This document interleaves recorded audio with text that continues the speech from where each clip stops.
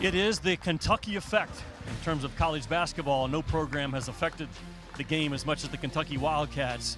It all started 10 years ago with John Calipari's first pro day. It continues today and has grown all across the country. John Calipari once again brings in the nation's top recruiting classes. Every NBA team in the country is represented tonight as they get their first look at this 2023-24 Kentucky basketball team. It is a pleasure to be with you from Rupp Arena. I'm Jimmy Dykes, my partner for the night. Kentucky fan base knows him. Jack Goose Gibbons, one of the all-time greats, not just in Kentucky, in all of college basketball. And Jack, you've seen this team probably more than anybody. You were with them in Canada this summer. What are your thoughts right now in early October? Well, even before Canada, I got to see these guys practice. And right from the beginning, I was very surprised at a couple of things. Number one, how quickly they molded together. And they seem to really like each other, seem to really like playing together. Another thing I noticed right off the bat, because you have a lot of guards, all the bigs are hurt, they love to play downhill. If they're able to get the rebound, get out on the break, this team will be fun to watch. I think the Kentucky fan base likes that. Cal's best teams have been downhill driving teams. So he's got a couple of veterans back as well. Antonio Reeves is big news coming back. We got a lot of stuff to get to tonight as we look through our schedule of events right now. They go through warm-ups right now, but a lot of full-court stuff in front of these NBA scouts. Because of the lack of depth, Goose, we're going to see 4-on-4 tonight instead of 5-on-5. Pick-and-roll defensive shell drill at the end, and then bigs at the bottom, as you mentioned. I don't know what that's going to be because they got three of them, and none of them are on the floor tonight, but that's the lineup for the next hour and a half, and John Calipari is so good at what he does on Pro Day. We take a look at last year, Goose, 22-12. 12 wins in the SEC. They lost in the second round in the NCAA, but they were back. They won a game. They had some players drafted, and they lost some guys, too, some key guys. Yeah, and it's just the nature of the game right now. Kentucky, if they make two more shots in that tournament, they win another game, they advance. In some ways, making it to the second round, believe it or not, was an improvement for this Kentucky program because they haven't had a lot of luck in the postseason play. But, yeah, you have a lot of guys who can play here. You see this list, man. And some new faces, definitely some good young players. It's going to be a fun team to see as they start to come together. Look at that Kentucky roster, and most NBA draft boards that I trust have anywhere between 4 and 5 Kentucky Wildcats in that first and second round. The three of them are in the top 20. We mentioned Big Z up top. Ivicevic supposed to be here tonight, flying in from Croatia. So that's another 7'2" guy that Cal's going to be able to put on the floor, can stretch the floor a little bit. You love Trey Mitchell. I do as well, the transfer from West Virginia for everything that he does. The local hero, Reed Shepherd, can flat out shoot it. DJ Wagner, the most prolific scorer in the 2023 class. So talent is not a problem for Kentucky. They're just young right now to start the year. They're young. They will need to learn how to play together. They'll get better at that as it goes on. And it's going to be interesting to see what happens when these bigs get back. They've had to play small ball. Yeah. And now that once these bigs get back, it's going to be a fun team to watch. Defense on the inside. Now that Oster's gone, defense and rebounds going to be really, really big for this team. I want to get your insight. They didn't have Pro Day when you played. But through the minds of a player right now, you're out here, you're listening to Coach Cal, the NBA scouts are there. What's the key for these guys tonight in order to walk away thinking this night was a success? Well, one of the things that's pretty interesting, because when I played, the coaches didn't want us thinking about the NBA. Yeah. But when Coach Cal recruits these players, he says one of the biggest days of the year is we get Pro Day. It's something that these guys look forward to. In some ways, they're used to playing under the spotlight with all of the AAU stuff, traveling around. They're in big events. All the big coaches are there. So in some ways, they're used to this. But it's a big, big night for Kentucky basketball. Well, we welcome in now to make our set look even better. Orlando Antigua, the assistant coach from the University of Kentucky. You've been with Cal for a long time. You know how he thinks. How does he feel about this team early right now? He feels as good as you can feel right now when you're missing 21 feet. But just excited about what our summer was, July, and being able to have the chance to go up and play and represent the U.S. up in Canada, and the way we were able to mesh and play, how quickly our guys were able to connect with one another. the way we share the ball, all those things are really positive. But again, you're still missing 21 feet, and you're looking forward to being able to add those guys to what we already have out here. What was your biggest takeaway coming back from Canada? Just from 30,000 feet, you say we went up there looking for this. We came away thinking this. What would it be? Our guys competed. Okay. We knew that they were going to be a lot younger than most of the competition up there. Understanding how to play against mature, semi-pro, physical players that you play in the FIBA basketball, and our guys responded and met the match. I'm interested in some of the little things, little differences between what we've seen from Coach Cal, coach teams in the past, to what we might see this year, especially with all the guards. One of the things that you can see is being able to play multiple guards, and the luxury that we have with this group is that they're all can handle the ball, they can pass the ball, they can shoot the ball, and they all got great feel. And when you have that, you can play it a little bit different. Always want to play fast. We always start off wanting to play fast, and Coach doesn't get enough credit for how he's adjusts every year to our talent level and trying to put and as he likes to say, tweak what we do so that make sure that all the kids are benefiting from the way we're playing. So and I'm sorry. I'm sorry. Let's do this. Let's look at the monitor right now. Let's just give me your thoughts on the guys that pop up right now, starting with Justin Edwards. Extremely talented. Love how he's playing right now. Has really improved even back from this summer. Playing a lot lower. Just a matchup problem with his length, his scoring ability, his competitive spirit. Comes from a great program out of Philly and is a winner. Is a champion. Reed Shepherd? Reed, someone that's obviously known locally here, known throughout the state. But one of the things that, as good of a player as he is, his defensive IQ is through the roof. Yeah, and that's something that we really like about him. I love his IQ. You just mentioned it. I was going there, but you mentioned defensively because that was supposed to be one of the issues that he would have coming into college is whether or not he could defend. But you're right. He has proven to be a pretty good defender. He's more athletic, a lot quicker, and he does a great job of anticipating. He knows angles, knows how to get his hands. He's active. Just got a great feel for the game, both offensively and defensively.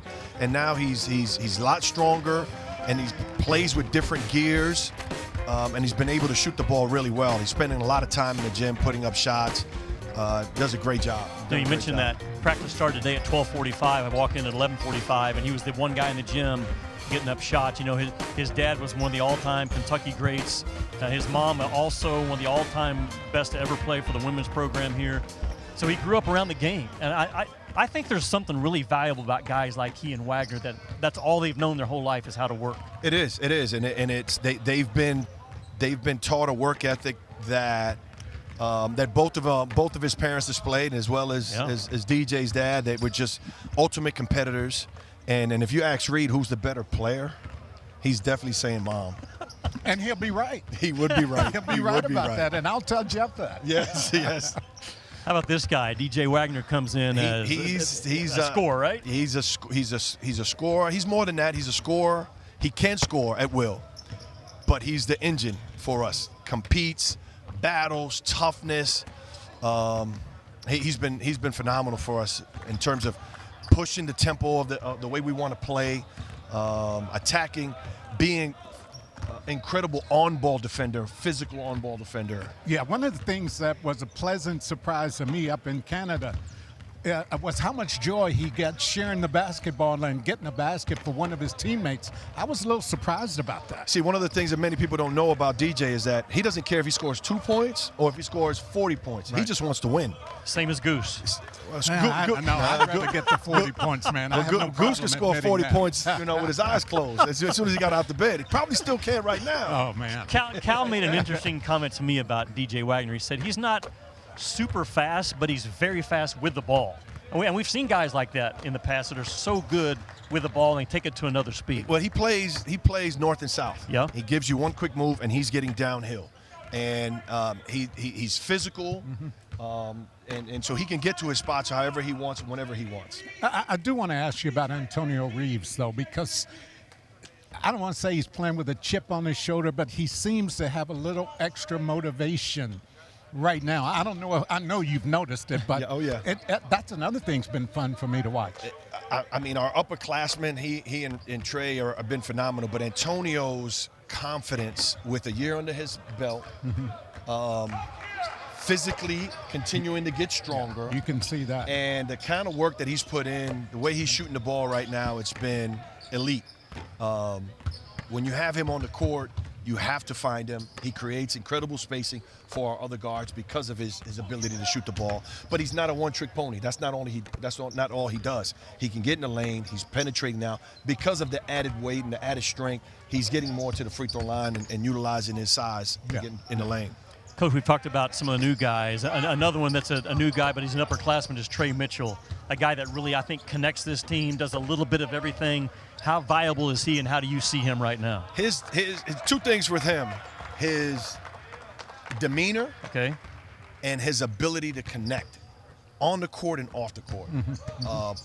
Is what you would expect from a upperclassman, a mature guy that's been in college, has played X amount of games.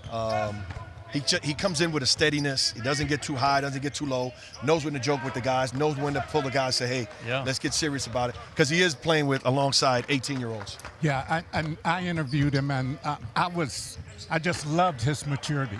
I mean, and how he dealt with me as an interviewer and how well he handled it. I do want to ask you about Big Z, though. Yes. Because people here in the States haven't seen him play much. What do you expect him, Ivica? What do you think he's going to bring to this team? A 7'2", mobile, long rim protector that is offensively skilled. But he's not the only one that brings that. Eventually, hopefully, when we get Aaron Bradshaw back, he's another guy that's 7'2", mobile, skilled, and a shot blocker. He's looking good, by the way, Bradshaw. Both he and Ugo have been doing great in terms of following the regimen and doing what the medical staff is asking of them to try to get themselves prepared. We've talked about a lot of guys. I don't think we've touched on Rob Dillingham yet, the other freshman guard who has terrific speed, maybe bounces a little bit too much at times in practice. Cal will get that out of him. But another uber talented kid in that freshman class. How do you see him? You talk about fast twitch. You talk about speed. You talk about pound for pound, probably one of the most athletic guards that we have, and has the ability, like Goose, to get out the bed and score 40. Yeah, he's that kind of talent, and he was really, really good up in Toronto in terms of his on-ball defense. Being able to get skinny, he's added weight to his game, to his body, added almost 17, 18 pounds of muscle since the summer. Really taking his nutrition and the weight room really seriously. And he's another kid that spends a lot of time in the gym working on his shot, working on watching film and trying to get to spots on the court. And with his quickness and his athletic ability, he's dynamic in that way. Is there a situation where you can have too much talent? I think I know what the answer to this question is, but I just see all of these different players, and we haven't even talked about all of them yet. And I know Cal is not going to go back to the platoon, so we're not even going to go there. But is that a possibility to have too many guys? Is that such a thing, Goose? No, it's not. I mean, I understand that, but people looking might say, God, you've talked about 10 guys and you haven't touched all the names yet. Yeah, well, that's what you want when you want a complete team, and it's the kind of team that you need to have to be able to compete in a conference like the SEC that's so talented, talent-rich from top to bottom, where every night you have to bring it. You're going to have to deal with the inevitable injuries throughout the season, and you got to make sure that you have depth at every position, and I think we've been able to do that. First time in Rupp Arena for this team this year, and for obviously the first time in front of every NBA team. What is Cal hoping he sees from his guys tonight, or what will you learn from this experience? We're just hoping to continue what we've been doing for the last few weeks. Going out, competing with one another, sharing the ball. Our defense right now, because how talented we are offensively, I think it's a little bit behind, and we just want to try to improve on that daily. Yeah, don't get distracted by the environment, though. No, I think Goose was saying earlier on, these guys have played in big-time games, and when you get in between the lines and start competing, all the external stuff kind of fades away, and you're focusing on what your job is and what your task is and what your assignments are. What do you think Cal's mentality is? I mean, his demeanor right now. What do you think it is going into this season that might be a little different from how he's approached other seasons? I'm not sure. I mean, I think Cal approaches every season excited about the young men that we're getting a chance to coach, motivated, and inquisitive about how we're going to have to adjust to be able to make all the pieces work for everyone. How well do we shoot the ball? If you're a Kentucky fan right now and you could say, hey, call in at 1-800 whatever, they might say, how well do we shoot the ball? What do you think overall? I think we shoot the ball pretty well, 1 through 5. Okay. I mean, obviously we talk about Antonio, and he's proven it and done it. DJ is much improved. Rob is much improved. You can just go on down a list. Trade for a guy that's that's a connector. He can space the floor. Reed is shooting the P out of the ball, and then Justin is a 3-level scorer at 6'8". We didn't talk about Jordan Burks, who was another young man as a freshman that's worked extremely hard and can play multiple positions, and he's been shooting the ball well. Let's talk about Burks just a little bit, because he goes kind of unnoticed with all the other names, and of all the practices I've watched and the games I got to see in Canada, he has been the most impressive to me when it comes to what I was expecting as to what I've seen. Yeah. Well, he's extremely long.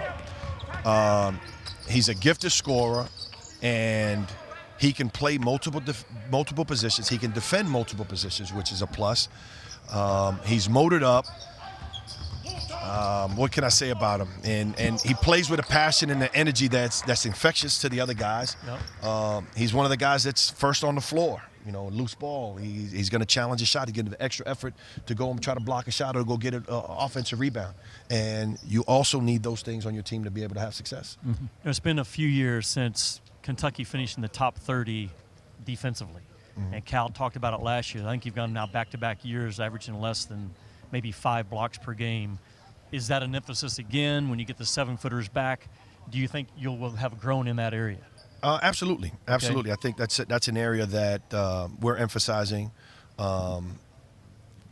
We want to be able to put a little doubt in opposing teams as they try to penetrate and get to the rim because of our length. Yeah.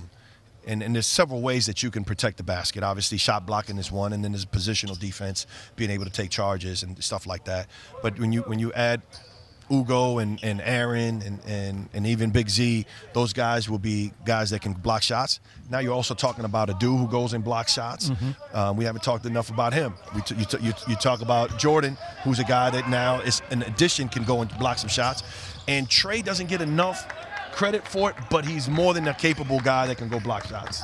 Yeah, I don't know how we got this far without talking about a dude. Yeah. I mean, there's a guy who can play 4 positions easily, but if you wanted him to go in and guard a 5, he wouldn't back down from that either. He wouldn't. He's a guy that's physically just continued to grow and getting stronger and literally can play 1 through 5. Mm-hmm.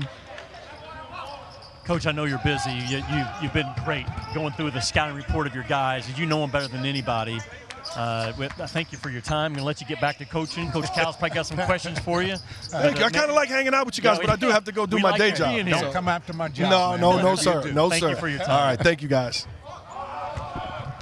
All right. There's the opening segment of Kentucky Pro Day 2023 inside Rupp Arena. Hang with us. We'll be back.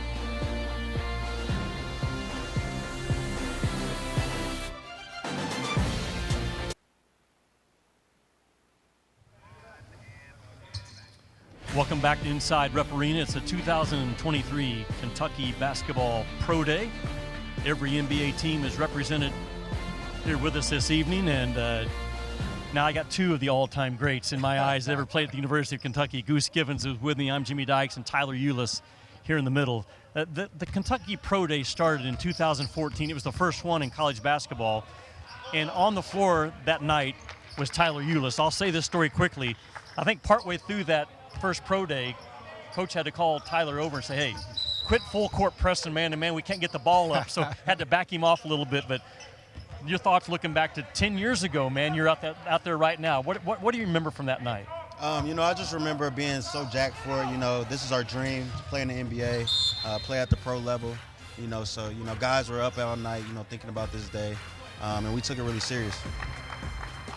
Tyler, I think, and we've heard Coach Cal say often, players first is kind of his philosophy, what he wants to do with this program. I think you're a great example, man, as I remember and think about the terrible car wreck you were in and not being able to walk and on crutches and all of this stuff. And now I see you involved in the program from a coaching standpoint.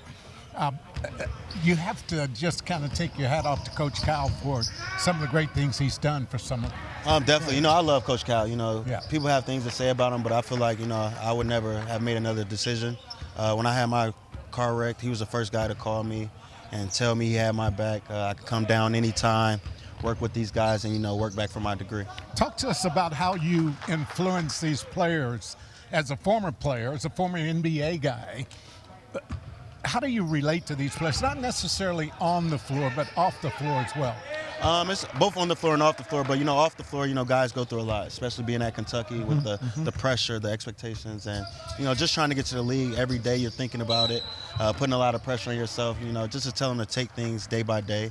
Everything's not the end of the world. You have another day, you have another game to play. So enjoy the process. It won't always be there. Just have fun with it. Tyler, you're a terrific guard, so you know the game and you see the game through the eyes of a guard. I think Kentucky's one of their strengths right now is their guard play. How do you see that group overall? What's their strength? Where they need to get better? Just give us an overview of those 4 or 5 guys in those perimeter spots. I think they're all really good. Okay. They're different. They bring different things to the table. But when they learn to play together, they're going to be phenomenal. It's a guard game. And, Cal loves to play 2 or 3 guards at a time. And once these guys get to know each other's game, start to gel, I feel like it's going to be a lot of fun. We have a few vets guards, and Antonio, Adu came back this year. So they have guys to learn from. And, I feel like I said, it's going to be a fun year. These guys are really talented. Goose mentioned it earlier that you've been at the stage where they're trying to get to. NBA scouts in the building tonight. If you could go back and talk to the 2014 Tyler Ulis, what would you tell yourself? Just don't take everything so serious. Okay. This is a marathon, not a sprint.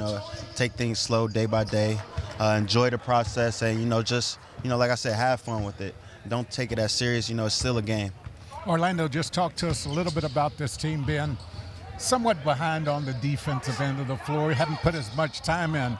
Speaking of those guards, because you were great on the defensive end, and we know that's where it starts.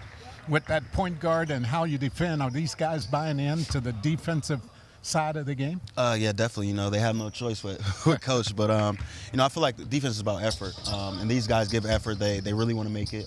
They're in the gym all the time. So, once we put the principles in, once they start learning things, most high school guys aren't used to having to be a lockdown defender on the court. But these guys are accepting it, accepting the challenge, listening to what we have to say, and giving their all.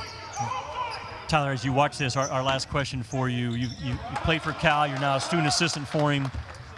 What's a non-negotiable with John Calipari in his program? Defense. Defense and playing with the team. Because, Kentucky, we have, 4 or 5 All-Americans. So, most guys are going other places and they're dribbling 20 times. But, here you have to buy in to the team. Like we had guys, Devin Booker never started. He never played over 25 minutes. Isn't that amazing? It's insane to think about him and Carl averaged 10 points a game. But, we all shared the wealth and, we all benefited from it. Man, thank you so much. No problem. It's really good to see you. Appreciate you. Thanks for having me. Yeah. Thanks, man. We continue to watch Kentucky's Pro Day. Won't see 5-on-5 tonight because of the lack of depth. We'll see a lot of 3-on-3 they're working on now, some 4-on-4. The spacing, Goose, when you're playing 3-on-3 and a 4-on-4, if you're playing on top of each other, you don't know ball because you better keep that floor space with limited numbers. And I think Cal is kind of looking for that tonight out of his guys. Yeah, I think the thing with the 4-on-4, and it's going to be fun when we get to see them play 4-on-4, they really go after it 4-on-4. It's like we don't have the bigs in here clogging up the middle. So as a guard, let me see if I can get to the hole because there are no bigs there. But it's been really, really fun to watch them in the 4-on-4 situations and how they're growing as a team in that regard. It's very obvious one of us didn't get the email in terms of how we're supposed to dress tonight. What's going on here? Hey, it's good seeing you, but this dude here, this is royalty over here. It is royalty. I might get that to work to the Derby next year, man. Hey, Coach, he's already scored 30. Goose, I don't think it would got Derby written all over it, man. He's already scored 30. Price got 50 on me.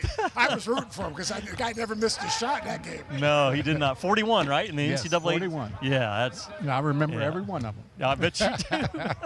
And he got me a reservation for a great dinner last night. Yeah, he did. You know, he still got clout, I think. I call and I beg, and I have a few places that I can call, but Blue Heron is where you went. There we go. Night. Absolutely. Great restaurant, great people. We all know who this is. Seth Greenberg, one of the best minds in all of college basketball. He's in town right now. Actually, Sports Center is doing live hits with he and Kevin Agani. I came to hang out with you. He's nice enough to hang out with us. Coach, you've seen him practice like I have. Just your overall thoughts right now where this Kentucky team is and where you think they can be. They're a work in progress. I mean, that's what they're. You think about how young they are in an age where college basketball is as old as it's ever been. Yeah. But they're incredibly talented, and they've got guard play. And they haven't had this many what I call floor gamers, Jimmy. Yeah. Guys that could just go make play for someone else. That's who they are this year. They've got guys who can make plays. And we talk about them not being old, but they do have 2 fifth-year seniors. Yeah. They're going to rely on those guys. And then they got 21 feet of post guy that if they can get healthy and if they can buy in, I think the hardest thing he's got to do, and I'd like to ask you guys this, he's got to coach 2 different teams. The next 5 weeks, he's coaching one team. That'll change a little bit when they get Big Z here. And then 5 weeks later, he's going to have those other 2 bigs, hopefully. And now it's a totally different team with different lineups. And that's about the time maybe you're getting ready for league play. So I think they're talented. I like their guard play. And I think they got guys who can make shots. And then just think about it. They went up to Canada, and they had to play small ball because Uganda went down. And, you know, when you're used to playing that way, when you get in the habit of playing and you have Trey Mitchell, who is 6'9", as your biggest guy on the floor, it's going to be difficult, more difficult than everybody thinks to work those bigs in, those 3 7-footers. So you're right, they have some work ahead of them. Coach, Kentucky's in a league right now, the SEC, and you and I have been going around and watch practices. I legitimately think this is a league that we could be talking about 9, maybe 10 NCAA teams. That's how good this league is. You see the SEC standings from last year. Alabama's not going to go away. They got too many dudes that they brought in. Texas A&M with 4 of their 5 starters back. You see Kentucky. I saw Missouri last week. They're going to be picked 10th or 11th. No way. No way. They are taking, I think, a step forward. That's how many guys they brought in. So your view, you see all of college basketball across the country. I tend to concentrate on the SEC a little bit more. What's your take on the league right now? I think it's the best, if not this, or the second best league in college basketball. There's no rocking chair games in that league. No. You don't even have Mississippi State up there. No, exactly. They got 5 fifth-year seniors going to start. Right. 5 fifth-year seniors. Now they're a little bit banged up.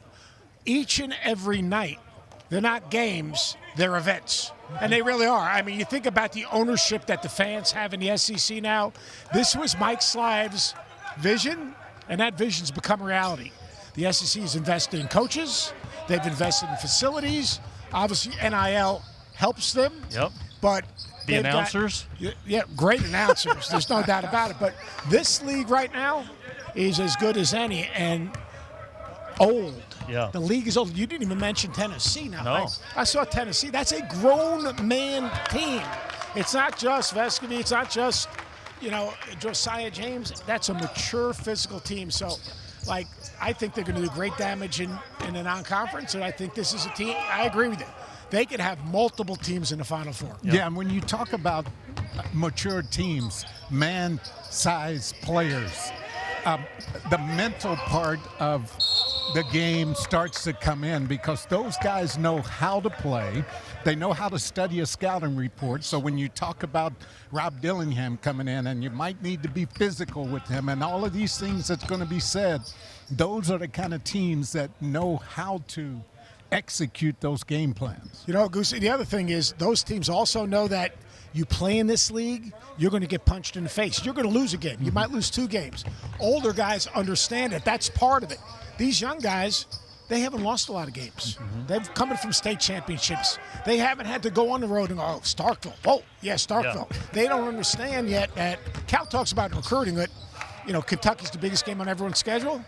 That sounds good for recruiting. But, Jimmy, you lived it. It's no fun. You lived it. Yeah. It's real. And getting to the next play or getting to the next game, unplug and plugging back in and getting ready to compete when you haven't been through that, I think that's a hard thing for young players to understand.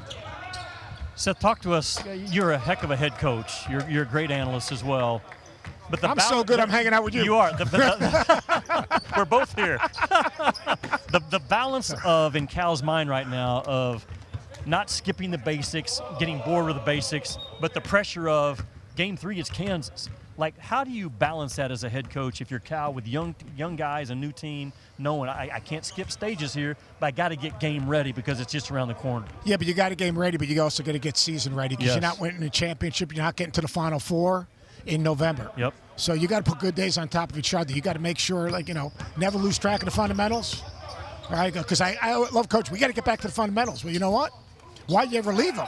So, like what they're doing here, the 3-on-3, the 4-on-4, learning to play out of concepts, spacing, what's a good shot, what's a bad shot, being strong with the basketball, communicating defensively, all those things, those are the building blocks of March. So I think that John, he understands that. You guys have been around Kentucky forever.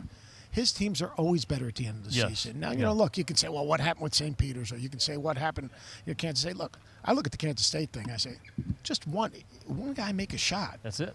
And they're advancing. You know what? And the whole mood is different. But I think his approach, I think their staff's approach, I think that, you look at, I watched individual workouts yesterday and today, early this morning, and these kids are gym rats, and they got a coaching staff now that is committed to living in the gym with them, which I think is so important. As a coach, and just kind of piggybacking on some of the stuff you just talked about, how do you make sure that the players understand that a Kansas is the same as playing XYZ University that no one's ever heard of? How do you get into the minds of the players? And these guys are used to the bright lights, man, but you have to make sure they understand. Like you said, you can't win a championship in November, but keep them on an even plane if you can. Yeah, I think you are your habits, and you develop habits every day, how you practice. The hardest playing, toughest team finds a way to win. You've got to be that team every single night. I don't care who you're playing. And it starts right here. It starts in practice. How you practice, your approach. Your investment equals your expectation. So if you expect to be a championship caliber team, then you've got to be that team each and every day. That's how you got to live your life, the commitment, the preparation, because that is a habit. I used to tell our guys, the day we have a bad practice is the day we take 2 steps backwards. Right? You've got to put those good practices on top of each other, and there's a standard. And the standard's every single day. And the core beliefs and the non-negotiables and the standard should never change no matter who you're playing, whether it's in practice or in a game. That's easy to say, but that's where John, I think, is pretty good. Coach, we've talked SEC, but at Kentucky, they're thinking, what's it going to take to win a national championship this year? That's the expectation. Let's talk big picture just for a little bit. I've seen Kansas. I think they are Final Four good at the 1 through 5 spot. Their depth is a little bit of a question mark right now. Actually, it's a big question mark. But I would say early right now going in, if you're Kentucky thinking, who will I have to eventually play through? I'm saying Kansas, Duke, Purdue, Michigan State in some type of order. Am I missing someone? Maybe those top 4 or 5? I think you're I think you're right on the money. Michigan State, to me, grown men, 2 grad seniors, 2 regular seniors, a junior, an incredible freshman class, incredible depth in their front court. They're going to rebound. They shot 39% from the 3 last year, only turned it over 16% of the possessions, which is a huge step forward for them, especially recently. Duke is Duke. But look, Creighton's going to be a hard out. I think Creighton's a team that I think could be really, really interesting. There are teams that are going to emerge across the country in all leagues. Like, could Texas A&M be one of those teams? I mean, you went and saw them, and their guard play is ridiculous. Ridiculous. I mean, you know, Tyrese Radford and Wade Taylor are grown men. They are. If you go across the landscape of college basketball, I think there are more teams that are going to be in that conversation. Marquette, Tyler Kolek, one of the best, I think he's the best passer in college basketball. Cam Jones, a big-time scorer. Steve Mitchell, a lockdown defender. You know, Oso Aguduro, a 6'9" player that has skills. They play a certain style of play. There are other teams in the Big 12 that, you know, are going to be factors. Texas is going to be a factor. I mean, you know, so you know they get Max Asmus, who gives them another scorer. So I think there are more good teams. There are more older teams. There are more mature teams.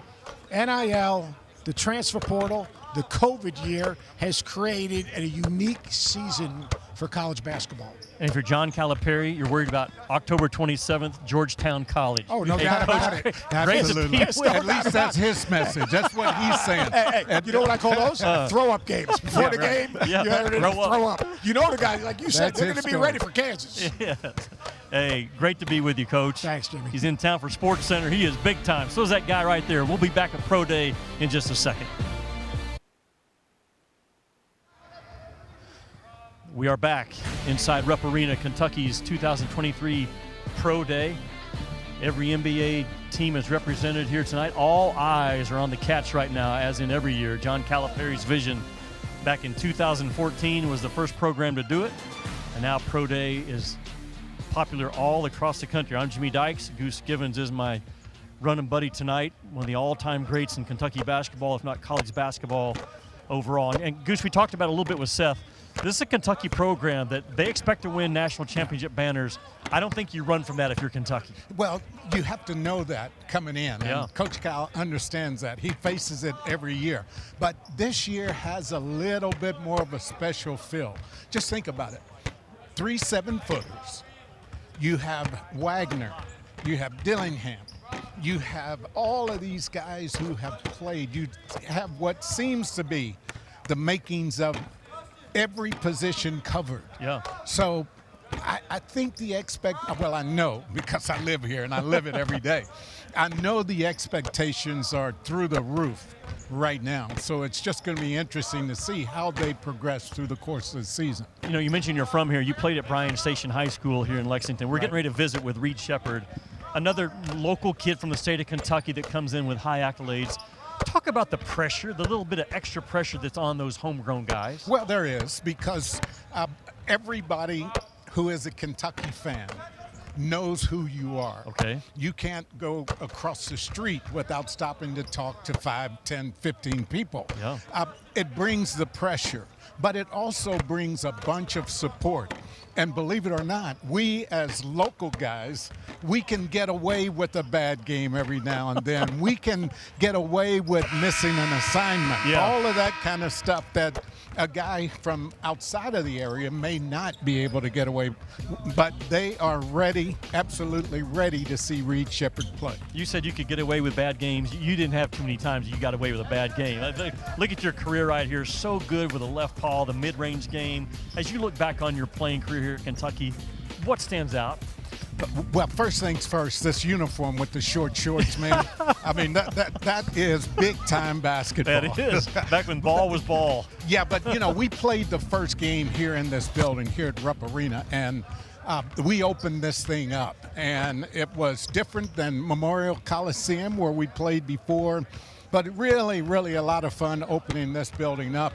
And we have the stars of the show coming in to join us right now. Yeah, we do. Reed Shepherd and Antonio Reeves. We're just talking about, because Goose obviously is the legend here, and he's from Lexington, Kentucky, and maybe the little bit of expectation, extra pressure that comes from being a Mr. Kentucky basketball. How do you feel about that right now going into your freshman year? Yeah, I mean, the expectations are here, but, you know, I got great teammates and great coaches. They make it really easy going out on the court and just having fun. And basketball is what I love, so every day I'm going out and doing what I love and playing with the guys I love and the coaches, so it's been really, really fun. I'm super excited. I just met you today before we go to Antonio. Both your parents were phenomenal players. You can flat out shoot the basketball. If you're open, it's in. Same with number 12 right here.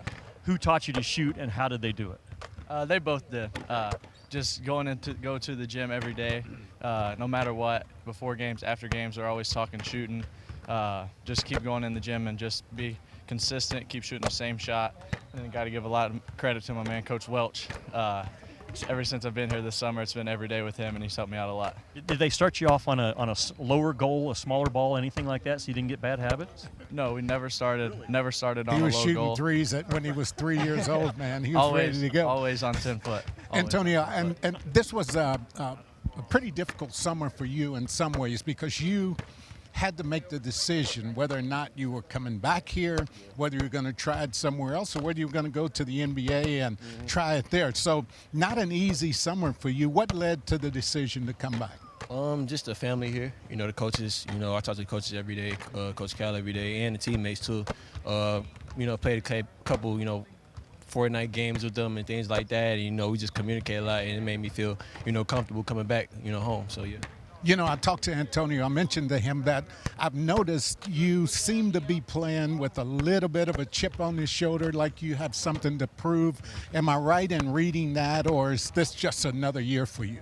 I mean, I always play with a chip on my shoulder. I'm from Chicago. You know, it's not easy growing up there. So, you know, definitely, you know, that's how I wake up every day, you know, with that chip. So, you know, but, you know, I play with the guys every day, you know, talk to them, and, you know, they're good teammates and things like that. So, you know, it's just another year for me. You know, we're trying to get a championship. Antonio, Goose touched on a little bit a little bit of a recruiting process for you coming back to Kentucky, and I think this freshman class had a lot to do with that. Will you talk about that, how they made you feel like you're the missing piece? Come on. Yeah, definitely. You know, it's a great group of guys that's coming in. You know, Reed, you know, everybody else, you know, the freshmen, you know, they're being taught well by the coaches every day, you know, and, you know, just growth every day. And I wanted to be a part of that, you know, this year, so yeah. And Reed, one of the supposed shortcomings for you coming into this level was whether or not you would be able to defend on this level. And what we found out, especially up in Canada and here watching practice, is, you know, this guy can defend as well as shoot the rock, man. He's a really good defender.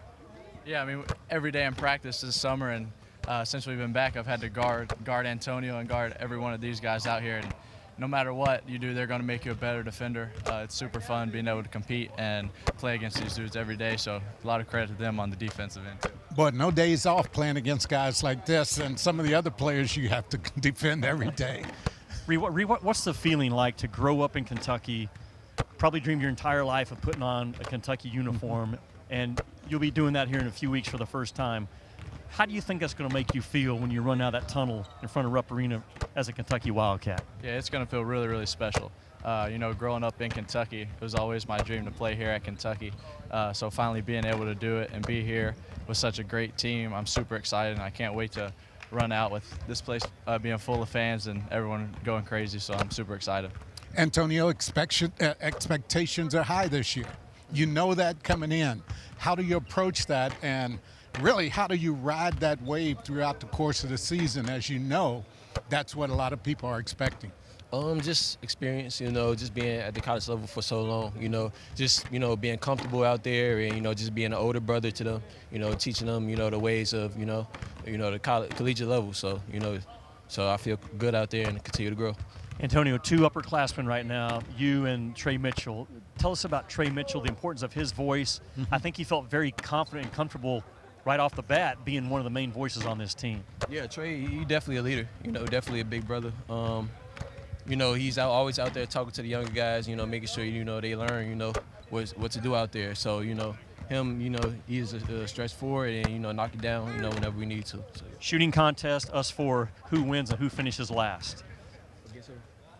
Just us four. Us four.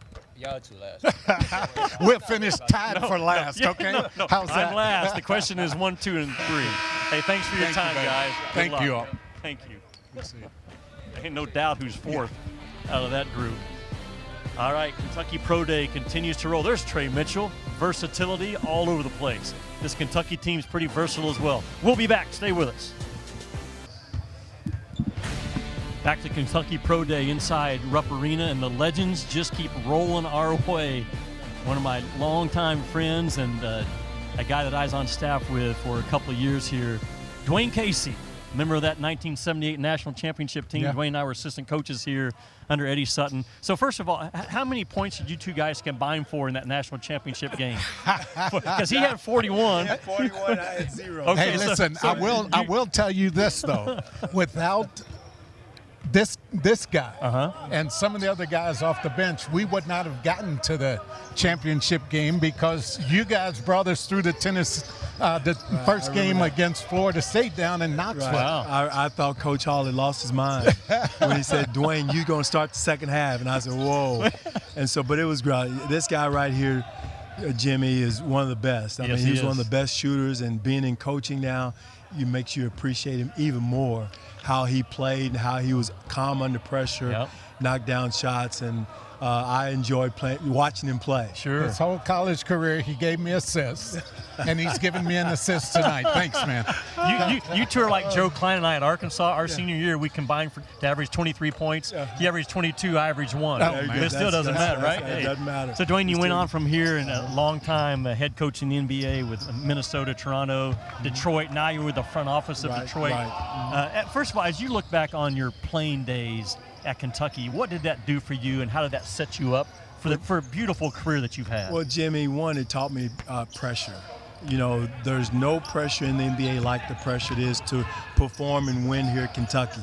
That's what first playing and then coaching here allowed me to withstand the pressure of the NBA, being multiple-time head coaches.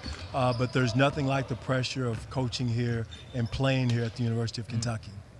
Dwayne, as you watch a team like you're watching tonight, I know you can't comment much, but what do you look for? Because I know you've been to other pro days at other places. What, as an executive, trying to build a team, what kind of stuff do you look for? Well, one, I look for how a guy performs, how he interacts with his teammates. You know, first of all, you look at talent. But then all the little things, you know, does he talk to his teammates? Does he talk on defense? Does he help his teammates out? Does he make the right basketball play? All the nuances of the game, you know, because we wouldn't be here looking at them if they didn't have talent. Right. So that's why I look for being an executive, because hopefully I feel like I know what we're looking for in Detroit. We have a good young core, but there's other pieces that we're looking for, and that's the first thing I look for when I look at players. All you coaches are the same, man. You talk about defense and can they defend and all of this stuff. Right. It's interesting because as a player, one of the first things we think about is how many points we score. No question. And that is just a small fraction of what you guys look for. No question. One thing, too, that's a misnomer. You know, you look for shooting, yes, but if a guy can't defend at all, then you got issues. And that's one thing I know our general manager, Troy Weaver, is very high on, rightfully so. You know, but a defensive stance, defensive disposition is very important.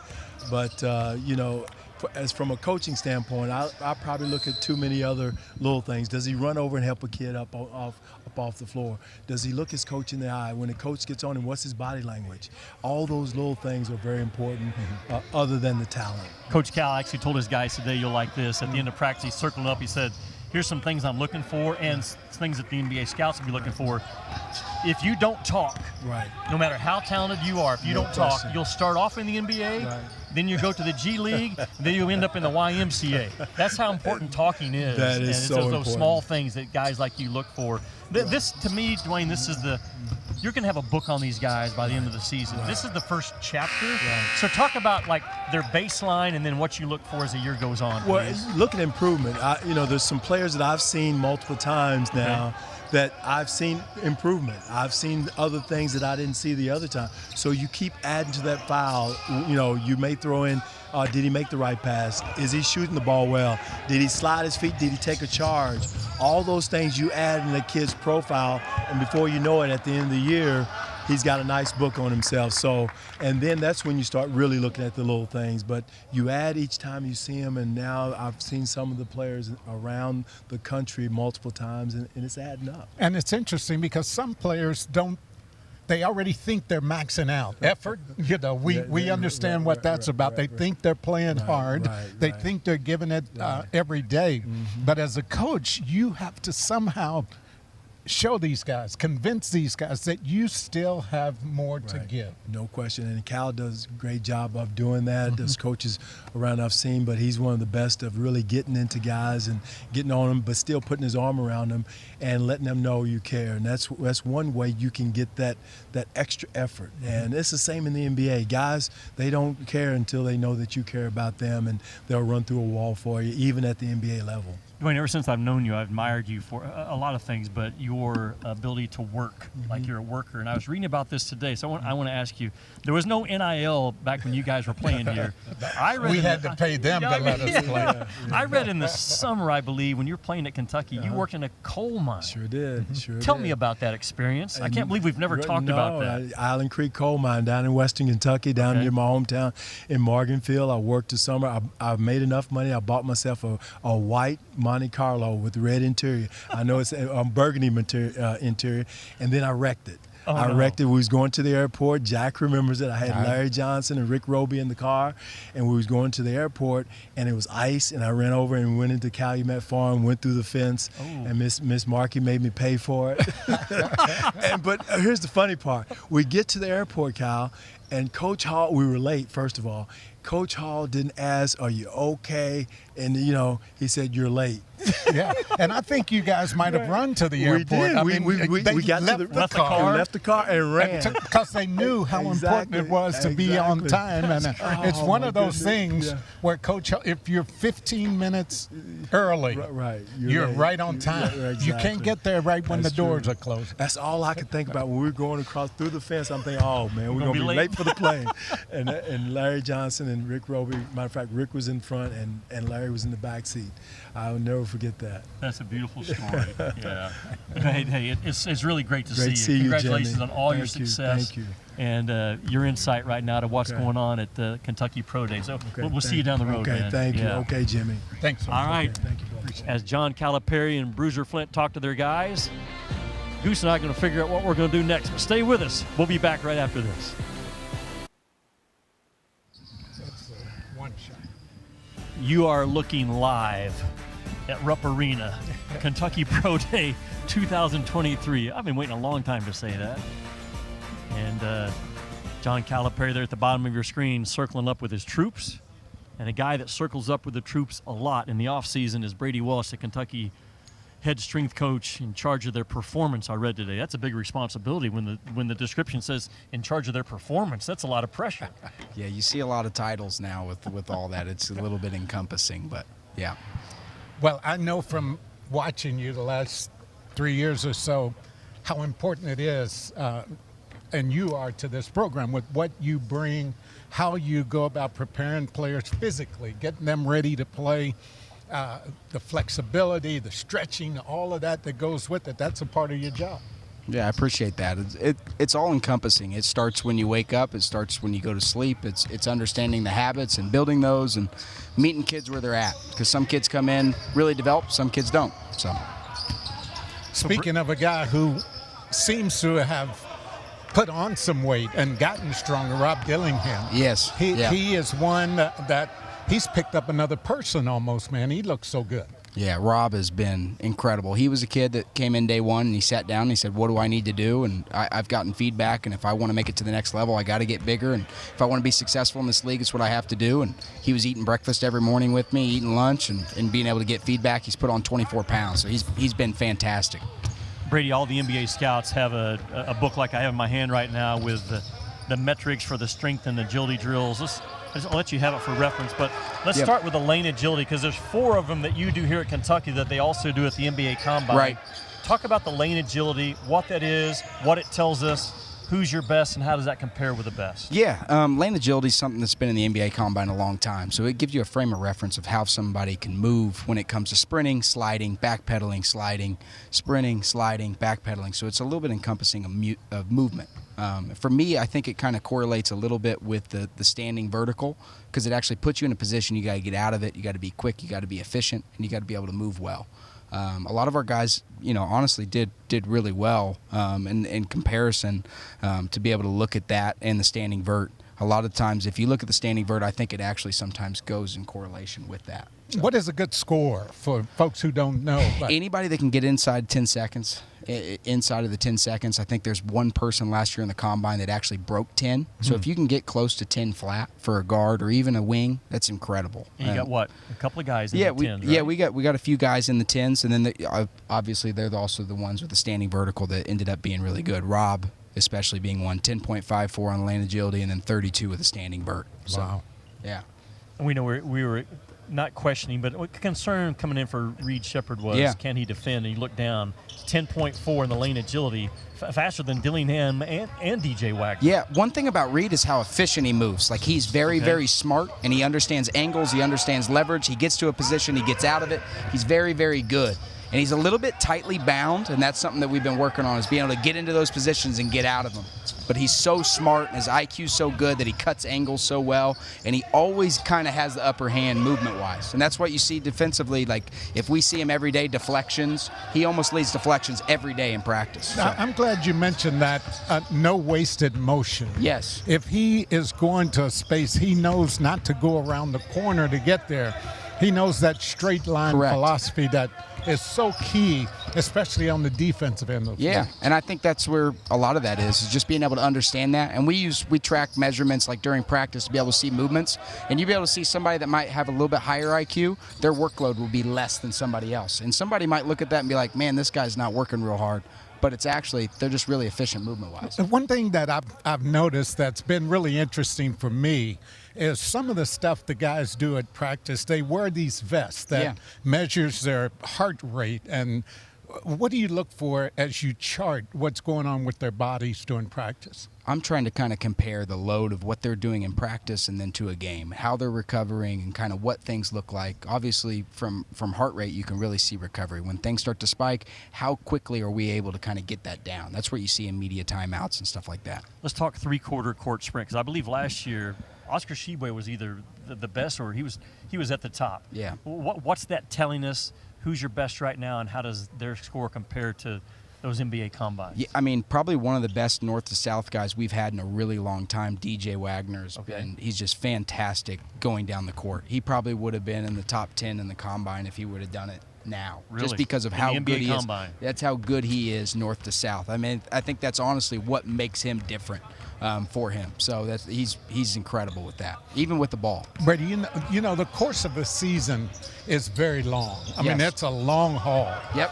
A lot of wear and tear on the body, a lot of stuff going on that affects a player one way or the other. As you go through the course of the season, how do you adjust what you put these guys through? Because you can't do, maybe you can't do, I'm not you and I don't know, but maybe you can't do the stuff late in the season that you might do early in the season. Yeah, you have to kind of pick your poison a little bit, and you try to take as many educated guesses as you can. We try to use information to make decisions. We're trying not to guess. So we use a force plate, so they'll jump every single day. I know we've talked about it before. These guys will jump on a force plate, and I'll actually get feedback on how they're feeling compared to their best, where they're at, body weight, jump height, time to take off, explosiveness, right versus left. You actually understand all of that every day so that you don't put somebody more into the tank than where they are. And if they're feeling good, you can achieve something. But we're trying to chip away a little bit every single day at those things to be able to kind of understand what's going to help them get better. And it might be very minute, 20, 25 minutes a day.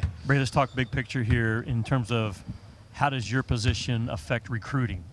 I think it's a big, big impact now. Just talk about what your role is on a recruiting weekend and kind of what you take those prospects through. Yeah, when they come on campus is being able to show them exactly individually what I see, watching film, talking to the coaches, understanding what they need to be successful whenever they get here, show them exactly what that plan is, and then try to get them to understand how big of a change they can actually make when they come here. So you're watching film on recruits before they ever get here? Correct. So you can say, hey, this is what I see from you already. Movement efficiency, how well they jump off the right foot, how well they jump off their left. You'll see that a lot. You'll have certain guys that can only jump off of one leg, and then you look back, maybe they got injured whenever they were 14, 15 years old, and to be able to kind of understand, okay, this guy will help him finishing if he could jump off the other leg.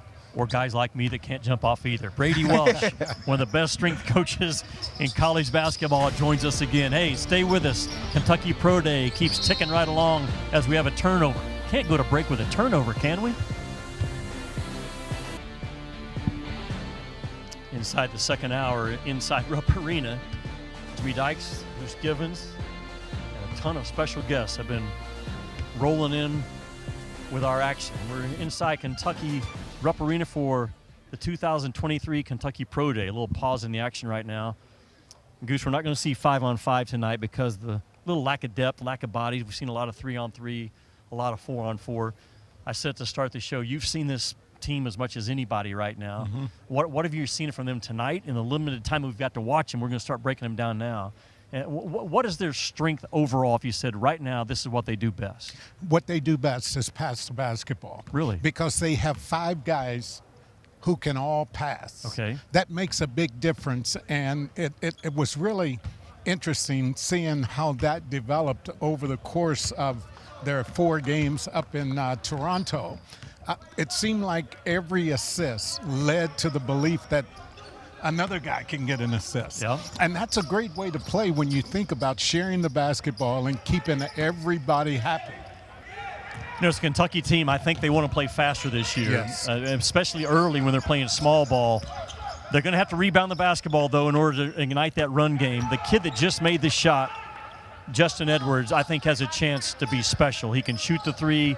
He's a big guard, can play out of ball screens. To talk about the versatility you've seen in his game offensively.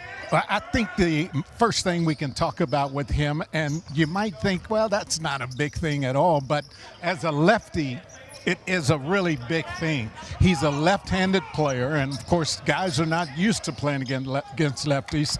He can put the ball on the floor and go to the right, but I think because he handles the ball so well, and he can play in the paint, and he can shoot the 3, as we just saw, that makes him very, very difficult to deal with. We just saw DJ Wagner attack the basket, and Cal told me earlier today, he's not maybe our fastest guy without the ball, but he is with the ball. That's a unique quality.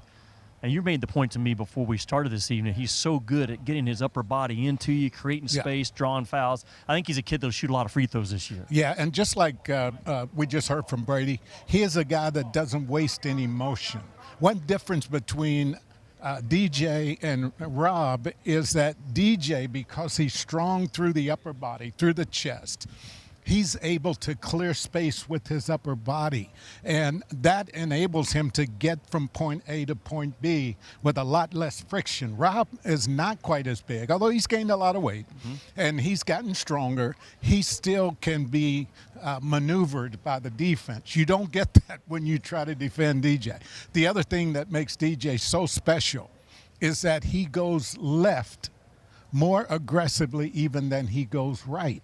And right-handed guard, as a right-handed guard. And again, that's something that is very difficult for defensive players to deal with. I'm going to welcome in with us. Chuck, come on in, man. Chuck Martin, the new assistant coach here at Kentucky, is head coach at Marist and a long-time assistant coach. Good grief, you got to start rattling them off. Memphis, Seton Hall, UMass, St. John's, Oregon, Indiana. It'd almost be quicker to say where you haven't coached. But you've known Cal for a long time. Yeah. Now you're with him at Kentucky. Well, first of all, what was the draw to bring you here, Coach? You know, I'm familiar with Cal, obviously. I was on staff in 2006 at Memphis with him. Yep. We had a great run, went to the national championship game with, you know, Derrick Rose and Chris Douglas-Roberts and Joey Dorsey. So those were some good times. And honestly, Oregon was great, and Coach Altman was tremendous. But it's Kentucky, and I'm familiar with Cal. You know, Orlando Antigua and I went to high school together at St. Raymond's in New York City. I've known Chin for a number of years, and I worked for Bruiser Flint at UMass and Drexel. So it's like coming back home for me. That's one of those. This program is known as the family. Yes. And what you've just gone through kind of tells us a little bit as to why. But I think the fact that you are so familiar with Coach Cal definitely has to help the players because they're hearing the same thing from a couple of different mouths. You know, I got a good feel for Coach Cal. Like I said, I spent years with him at Memphis, and then we kept in touch throughout the years. And you know, some things you can't fake, and we've always had good chemistry. And I think the kids feed off of us. They can feel that. They can feel that energy, and it's been really good for me. I'm hoping it's really good for him. But it's been great for me to be here. with guys like this man right here who's won national championship.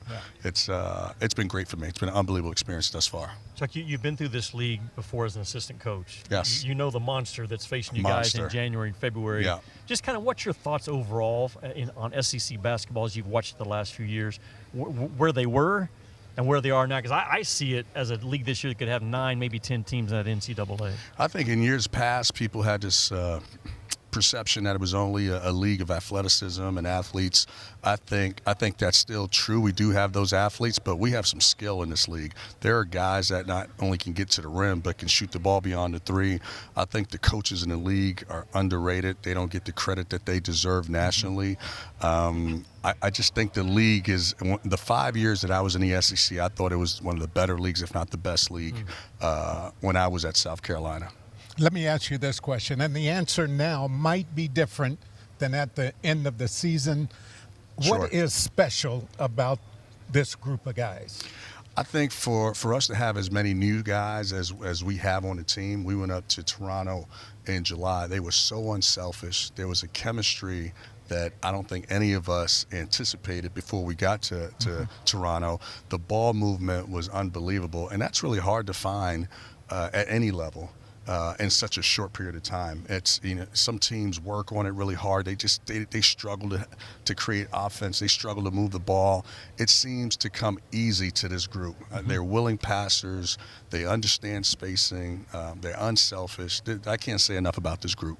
Chuck, it's almost, we were talking earlier, you guys are going to have to coach a couple of different teams this year. Sure. Because you're coaching a small ball team right now, but hopefully within time you're going to add 21 feet of post plays. We're missing 21 feet. Yes. It's coming, though. They're coming. But talk about the challenge of that, starting off one way, knowing that we're probably going to have to change a little bit going forward. I think that's where Coach Cal is unbelievable, right? Because we go up to Toronto. We have one group with Ugo, and then he gets hurt. All of a sudden now we have a really small group. We don't skip a beat. He doesn't panic. He adjusts to the personnel that we have. And I think what he's been able to do is what people perceive to be our disadvantage, he creates it into our advantage. And he's been talking to the team about, hey, this is the group we have today, but we do have to have some vision when the 21 feet come, and that'll change a little bit.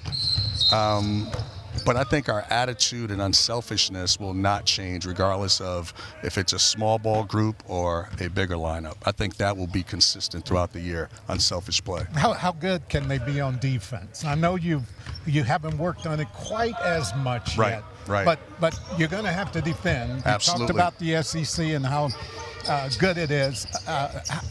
How can this team defend? I think they've got really good instincts. I think they've got really good defensive IQ. And I think I'm stating the obvious. When you add 3 7-footers, the court absolutely shrinks. So you got rim protection. You can now become more aggressive on a perimeter defensively, knowing that there's a 7-footer behind you protecting the rim, which then allows us to get stops, rebound the ball, and get out in transition and get high percentage shots. Chuck, I remember when Cal first got the job, he talked about if all you ever do as the head coach at Kentucky is just watch film, you're cheating the position. And he's been so good about that. All the things that he's been involved with as a Kentucky head coach. What side of him do you see that maybe we don't see in terms of how giving he is with his time, with his resources, all the things he does for this Kentucky program? How would you summarize that? I just think, unless you're here every single day, you don't understand the magnitude of Kentucky, and there's just not enough hours in a day. And he manages to coach the team, to interact with the fan base, to spend time with the coaches so we know we're on the same page, and then charity work. And I don't want to get into his personal business, but I know for a fact that he's committed. Him and Ellen have committed their lives to helping others throughout the years, every place they've been at. Now tell me this, because you were with Cal at Memphis. Yes. You've known him all your life. Now you're back here with all your basketball life. Now you're back here with him now. Is he the same guy now that he was then? Is he was he more tightly strung together back then? I don't know. Is he? You know what? He's got more energy for a guy who's been a head coach as long as he has been, particularly at a place like this, which Kentucky's such a overwhelming place at times. His energy level's through the roof. His enthusiasm for the kids is through the roof. So that has not changed. I think at times, maybe gets a little impatient, with some of the actions and execution. But for the most part, really, he's been unbelievable. I can't believe the energy that he has. He wakes up every morning ready to go.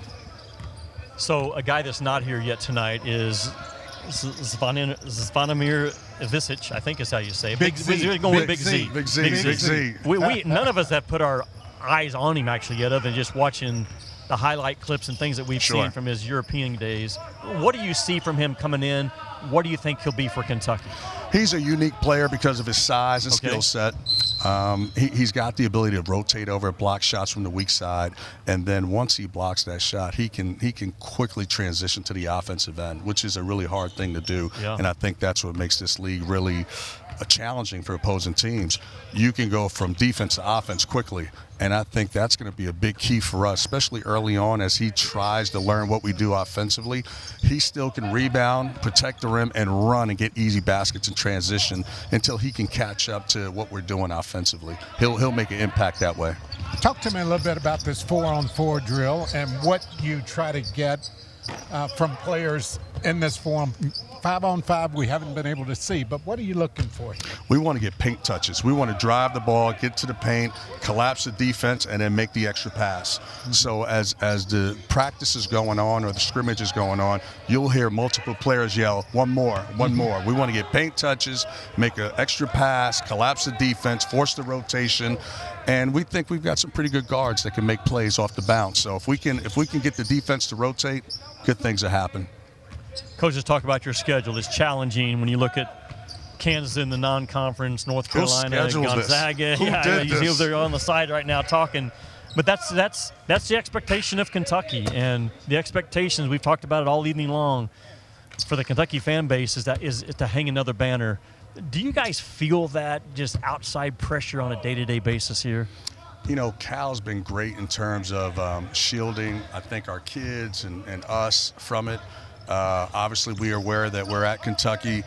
We play some of those games in a non-conference to prepare us for the SEC because the expectations at Kentucky are so high. So we try to prepare ourselves by playing the Carolinas, by playing the Kansases of the world, the Gonzagas of the world. And if you can win a few of those games, I think it's a pretty good indicator moving forward. Coach, thanks for your time. Thank you so much. So appreciate you guys. Welcome to Lexington. Thank you so much. All right. We keep moving on. There's the NCAA National Championship banners. Will they hang another one this year? We'll be back.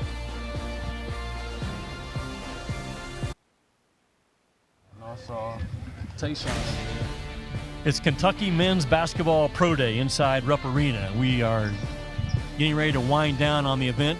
Every NBA team is represented, and once again, one of my all-time favorite guys to play at Kentucky, Darius Miller, joins us right now. And you didn't get to participate in Pro Day because it started after you left, but you just recently moved back to Lexington. Just let the Kentucky fans know what's going on with you in your life right now.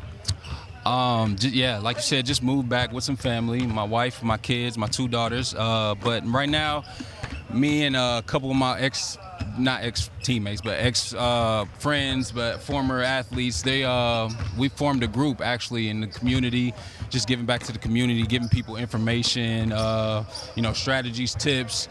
We kind of specialize in the mental wellness area, but that's kind of what I've been on, and then some real estate activities too, some projects that I've been doing with. But just getting back, expanding in other areas, spending time with my family, and enjoying Kentucky.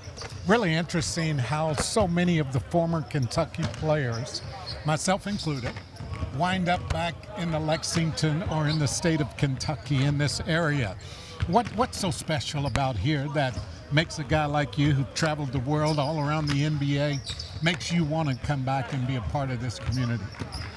For me, a lot of friends and family here. I'm from an hour away, but it's real peaceful here, man. It's just a nice place to raise a family. Good food. It's not too big. It's not too small. I think it's just a great location. You know what I mean? It's enough to do. There's good school systems around here. It's not much to worry about. I think it's just a great overall place to live. Have you thought about running for mayor? Like you either that or the Chamber of Commerce, man. all in on Lexington. I love how you talk about this place. Let's think back about your playing days at Kentucky. Just what, as you look back, it's crazy. I think 11 years ago now. But what are the highlights of your playing time here as a Wildcat? Oh, man. Probably the amount of good teammates I had. Okay. Of course, the championship. I can't go without saying the championship. But the amount of teammates I had, I played with some really good, not only players, but just people that I still keep in contact with till this day, and built some great relationships. I've learned a lot from them. They've been there in my time of need. So just all the relationships I've been able to, accumulate over the time. I think it's interesting how Coach Cal continues to draw guys like yourself back into the program. I know just last week or so we flew out with him to Phoenix and was part of an event there, but he loves to keep those former players involved in the program. How important is that to you? Very important, and like you said, Cal's really good at it. And I think even like we talked about, even in Phoenix, something that I mentioned was how he does a great job of just taking care of his players. He prioritizes his players. You could tell by the way that kids come in, they go to the league. Some people might have a problem with it. Cal doesn't seem to have a problem with it, But I think we really just appreciate the way that we're handled when we're here with him, the amount of time he spends with us, how we can call him, he's always there. And I think that's a big part of what, brings us back to want to be a part of it. And also, of course, the fans. I mean, they do an amazing job of supporting whatever you do.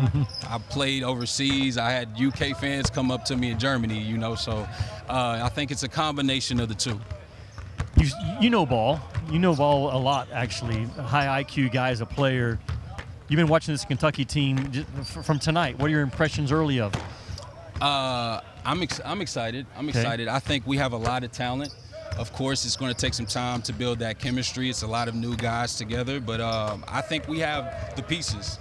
I just seen a big fella got okayed to come, so I'm excited to see what he's going to bring. You know how to pronounce his name? I do not. I don't want to butcher it. So Big Z. I'm just going with Big Z. Hey, that's easy for me because my granddaughter is Z. Okay. So that's one name I can remember. Perfect. Darius, it was great to catch up with you, man. You look great. You look like you could still hoop. I appreciate it. Could you? Not with these guys. No. Well, hey, a couple of weeks getting in condition, you'll be able to do it, man. It's taken me more than a couple weeks. I'm making the proclamation right now. The next governor of Kentucky, Darius Miller. Darius, thanks for joining us, man. Appreciate it. Hey, we'll be back to wrap this Kentucky Pro Day up as Reed Shepherd eyes the rim. He sees a big one most of the time when he shoots it. We'll be back.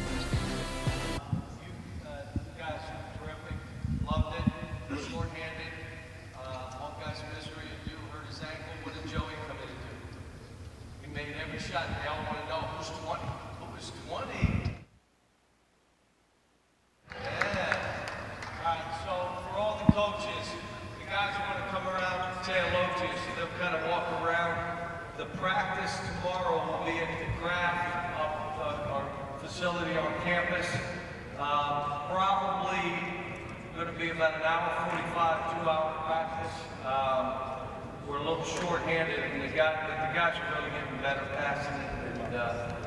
And we appreciate you being here. The guys who are staying, we'll see you at craft. Thanks, fellas. Thank you. Thanks, Matt. Go around and make sure. John Calipari addresses the NBA scouts and his team as we put a wrap on this 2023 Kentucky Pro Day. Coach is going to make his way over with us and visit with us. He talked about how they're a little short-handed tonight.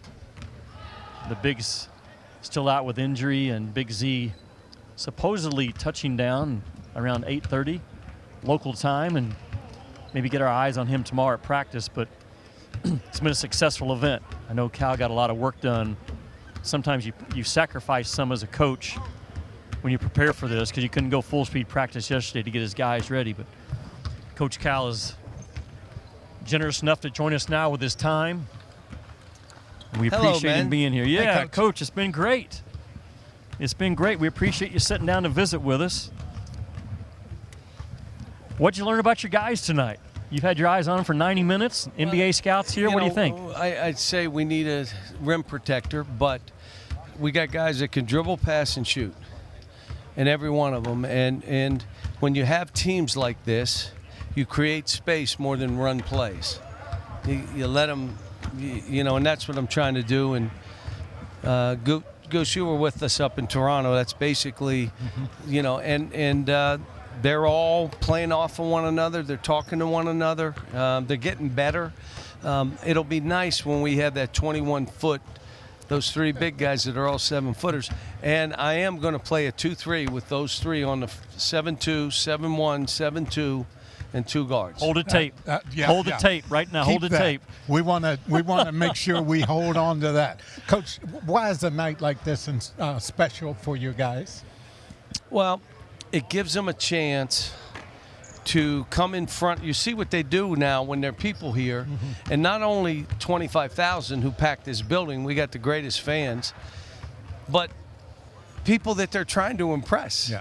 Some guys didn't shoot it well. I told them, this is just a base. So if you don't shoot it well, the next time they see you, the next time, man, how much better has he gotten? And that's really what they want to see. The base is this. Where can individual players go? And I love putting them in front of pro scouts and see that they don't change from what we've been teaching. Right. We had a couple breakdowns where guys lost their mind and kind of reverted, but it was only like 2 or 3 in the hour and 45 minutes we were here. Cal, really, though, this night is for your guys. And as a coach, you had to sacrifice practice a little bit yesterday and today. But you said from day one, I remember this, if all I ever do is watch film as the head coach at Kentucky, I'm cheating this position. You've constantly had your eyes on what's best for others. Just talk about, first of all, where did you get that from? Because I see it a lot. And how important is tonight to your guys? It's kind of 2 different questions, but Jimmy. I'm counting on you to be able to answer both. I struggle because after I answer one, I'll say, what was the other thing you asked? But what I'll tell you, that for them to come out in this kind of environment, because when you start practicing, it drags now. You're going against each other. You know, this was something different. You're right. Yesterday's practice was to prepare for this, and then you do this. That's 2 practices. Yeah. You know, as far as I want guys to leave here, and I want it to be that they learn about each other. They learn about being a great teammate. They learn how to create joy by doing things for others. You know, I grew up in a house that you didn't have much, but Mom said, hey, you know what? Pass along what happens good for you, you give to somebody else. And I think, you know, for me, I say it, you're in this position, you have a chance to impact. And Goose has done stuff with us. We went to the flood victims. Sure. I mean, Darius did it with us. But it's important for them to see the impact that just being nice, just being kind, I can remember Carl Towns taking off his socks in the Bahamas and giving them to a kid because the kid didn't have socks. Wow. Well, what are we? Yeah. Is it all about just winning national titles? Sometimes here it appears that way, and I'm okay with that. Goose won 1 here. I think we won 1. Right? Yeah, I mean, we should have won 4. Why didn't you win them every year? You know, win them every year. And I say it again. I said to the other group, I said, if you worry about what the people in the stands are saying, you end up sitting up there with them. That's true. But I'm not saying that to be derogatory, because we got the greatest fans ever. They travel, they're into it, they're engaged, they know, they follow the plane. If I'm on an airplane, they're following where's he going? Where's he? I mean, but isn't that what you want? Yes. You know, it's what you want. The issue is if you struggle a little bit, they're still engaged and raging, and well, you win, they're raging. They're, you know, it's what you buy into being a coach here or a player. Yeah. One of the things I like about watching your practices, Coach, how much teaching you do, because you'll stop, and if it's not exactly right, not only do you point it out, but you tell them why you must do it a certain way. I really enjoy that part of your coaching. When you're coaching young people who are 17, 18, and 19, right, you can't just say, here, go make you got to tell them when they're doing right, not just when they're doing wrong. You got to tell. They don't know that that's perfect. Well, is it? You know, like we've got Big Z coming in. We took so long to get him here. Every week that went by, he got bigger and bigger, and Big Z released Big Z. He's 19, but take that back. He just turned 20 like 3 weeks ago. He's got no hair on his face. I mean, he is a piece to this puzzle. Okay. I'm hoping he can make these guys better, and they can make him better. And now we all help each other. My best teams here had rim protectors. We have 3. 2 are out for 5 to 6 more weeks, maybe 7 weeks. At least he's supposed to get here for tomorrow, but it's, 13-hour flight to get here. And it took time. So proud of him in that he wanted to be here. He never turned away from it. He just, what do I need to do? How do we need to do it? What's next? What do I have to do? And just proud that he wants to be here that bad. And I told the guys, were you on the team that played Yugoslavia in Rep Arena?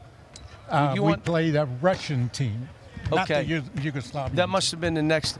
Dwane Casey said he was on that team. You ready? Yes.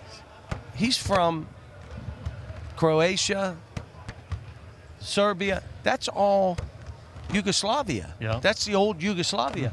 Over there, they still remember Kentucky from that game in Rep Arena that Joe B. Hall put together, who was ahead of his time, by the way. So, it's exciting to have him here. My hope is it opens up doors for European students to come here. Forget about athletes, students, that this is that step to that.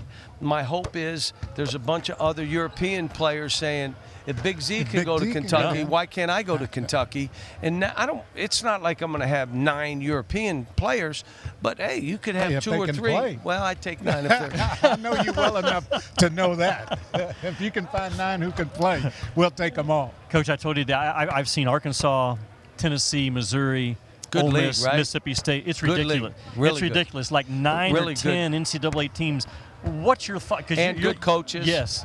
I told the group in Destin, among other things, this is the best collection of head coaches the SEC's ever had. Yeah. What's your thoughts on this league right now? Well, you need to watch more tape, but I think we have really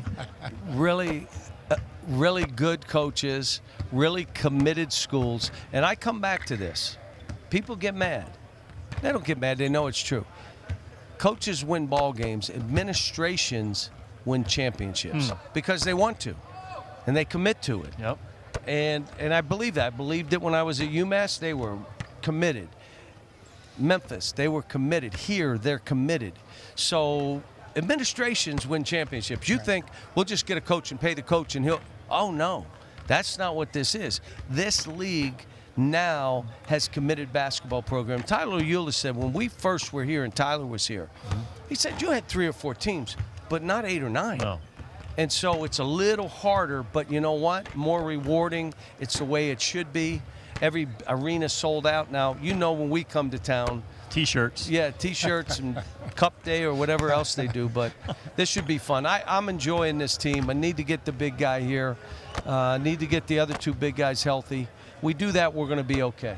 Thanks, Coach. Coach Cal, thank you for your time. And Kentucky Pro Day 2023, he started it in 2014. Can I just say why I did it? Yeah, why did you? Because we had guys return. I had 10 players. I was going to platoon, and I thought of every way to try to promote every guy, and that's why I did it. That was it. And then we kept going. I'm happy other schools are doing it because it helps promote other basketball players, young people, and their families. But ours is just better than everybody's. That's just Your food was, I know that. Hey, Kentucky Pro Day has been phenomenal as always. Goose, your thoughts on the night? Well, I thought it was good. Accomplished what I think the pros wanted, and that is to see some real good players. So I thought it was a good night. The expectations are high.